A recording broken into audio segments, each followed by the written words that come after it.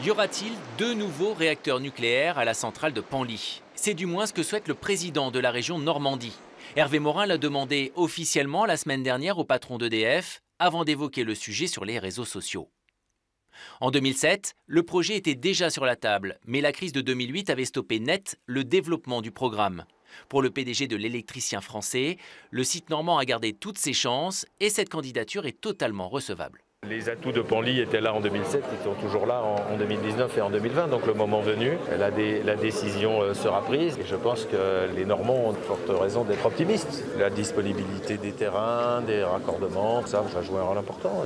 Pour les maires des communes à proximité de la centrale, cette annonce, inattendue, est évidemment très bien perçue. Pour eux, impossible de passer à côté d'une telle opportunité. C'est derrière cela des emplois, de l'activité économique, de l'activité pour nos entreprises. Ces milliers d'emplois qui sont attendus sur le site doivent évidemment être anticipés car des formations sont nécessaires pour que la main-d'œuvre puisse être assurée le plus localement possible. Mais pour les anti-nucléaires, la musique n'est pas la même. Pour eux, un nouvel EPR, ce n'est pas nécessaire, d'autant que la région est parfaitement équipée pour produire toute l'électricité qu'il faut.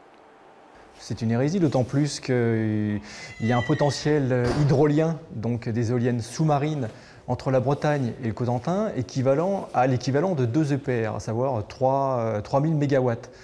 Il a été construit une usine à Tour-la-Ville, à côté de Cherbourg, pour 530 millions d'euros. Il ne se passe rien. Reste à attendre la décision de l'État sur ce dossier.